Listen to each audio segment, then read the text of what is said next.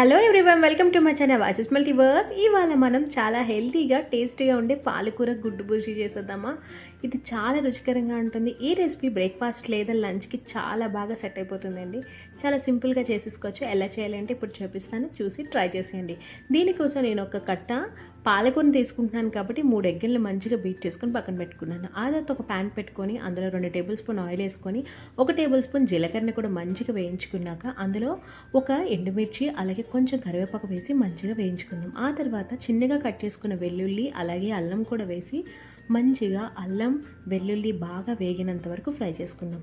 ఆ తర్వాత అందులో చిన్నగా కట్ చేసుకున్న ఉల్లిపాయలు అండ్ పచ్చిమిర్చిని కూడా యాడ్ చేసుకొని అందులో 1 టేబుల్ స్పూన్ ఉప్పును కూడా వేస్తే త్వరగా ఉల్లిపాయలు మగ్గిపోతాయి.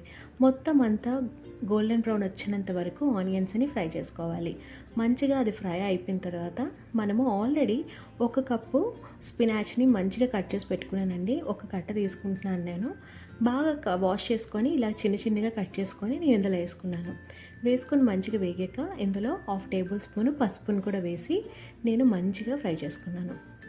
అది బాగా వేగిపోయిన తర్వాత అందులో 1 టేబుల్ స్పూన్ ధనియాల పొడి అలాగే 1 టేబుల్ స్పూన్ కారం, కొంచెంగా క్రష్ చేసుకున్న కసూరి మేతిని వేసి మంచిగా కారాన్ని ఫ్రై చేయండి.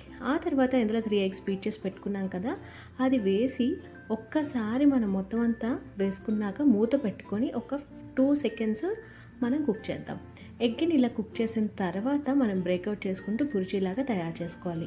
ఒకసారి బాగా వేగిపోయిన తర్వాత కొంచెం కసూరి మేతిని కూడా వేసి మనం ఇంకా వేడివేడి అన్నంతా సర్వ్ చేసుకుంటే చాలా టేస్టీగా ఉంటుంది. చాలా హెల్త్ బెనిఫిట్స్ ఉన్నాయి. ఒకసారి మీరు ట్రై చేసి పిల్లలకి పెద్దలకి అందరూ టేస్ట్ చూసి మీకు ఎలా వచ్చిందో కామెంట్ సెక్షన్లో కామెంట్ చేయండి.